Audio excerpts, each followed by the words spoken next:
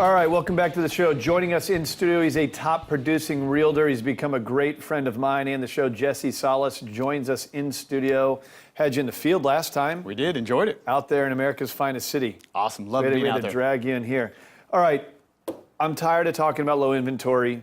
Everybody who's ever seen the show knows that there's low inventory in real estate. We have some of the best realtors out of different markets come here and say that.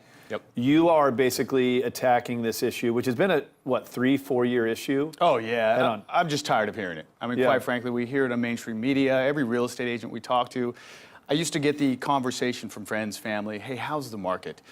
It's turned to every time I see them, I hear there's nothing to buy. And I just extremely frustrated. How defeating is that for our buyers that have to move, or buyers that want to take advantage of interest rates? It's just, quite frankly, become very annoying for me. So real quick, low inventory means there's not many homes for sale, yes. in case you're just tuning into this message. But that's been the way for years. It's a seller's market. There's like a month or two of supply, so if no homes went on the market, they get absorbed. All right, so how do we attack this thing? Because I agree, it's got to be discouraging for people who want to accomplish the American dream that real estate is, but you can't get your offer accepted. I bet there's people that won't get into the process because they're tired of hearing it. How do we circumvent it? It's scaring a lot of buyers out there, right? They're afraid they're going to have to compete with the all-cash buyer. Whatever it may be, they're just not taking that step. They're paying somebody else's mortgage instead of paying their own mortgage. Right, it's easier to sign a lease. Exactly. So we decided to take matters into our own hands. We decided to attack the problem. And, for years we've heard real good real estate agents will go out there and maybe send a letter to the neighborhood, letting the neighborhood, the homeowners know that they have a buyer that's interested in buying in their area. We decided to kick it up a notch. Okay. We decided to take a little bit of the old with the new, and what I say, put that letter on social media steroids. So, I own a home. A lot of people are tuned in. Even if you don't own a home, you might get these letters. I think people have seen the postcards, buy your house cash, there's a lot of that stuff. So you're taking a different angle on it. Explain what social media on steroids. Let's hear it. Yeah, so what we're doing is we're taking our buyer, we're trying to personalize them to a degree. And by that I mean I'm doing a quick video in my office, okay, about 30, 45-second video, announcing who that buyer is, letting them know a little bit about the family, what they're looking for, targeting, of course, a specific neighborhood, letting them know that they're pre-qualified or pre-approved, what their price point is that they're looking for.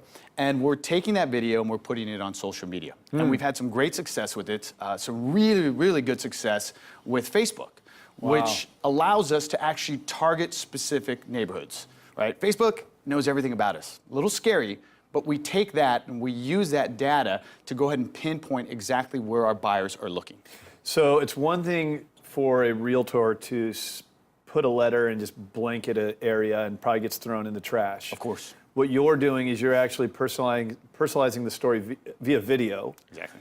And then you're taking that video and you're isolating the areas of San Diego you know these people want to buy in, and you are basically geo-targeting the video into homeowners in that area. That's exactly what we're doing. We're going after specifics, whether it's You're giving away all your secret sauce. Man. Yeah, well, I'm sure everyone's going to jump on, but hey, there's enough business for everybody.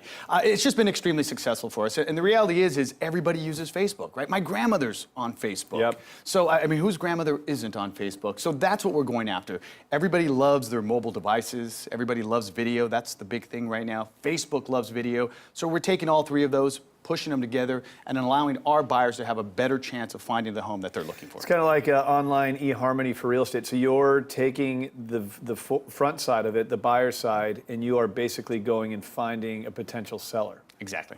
Wow.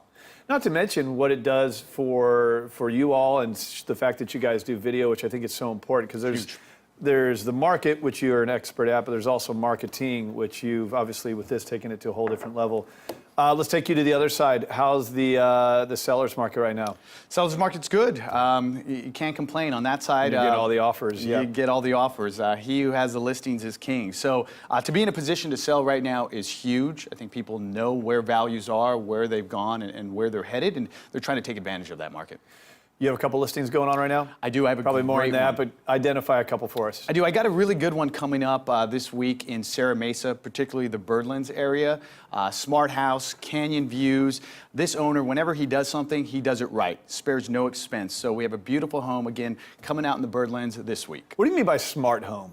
Smart home, I mean, everything can be controlled on your phone, from lights to TV, thermostat, you name it. You can do it all from your device. We're back to the mobile thing again, right?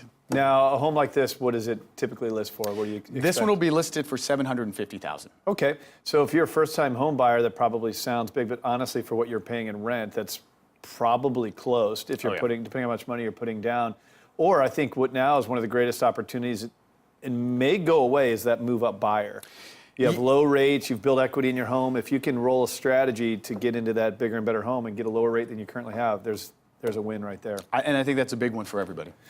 Jesse Salas, man, thank you for helping me take a different angle on this low inventory. No problem. Right, man? And punch it in the mouth, as we said earlier. Appreciate you coming on the show, as always.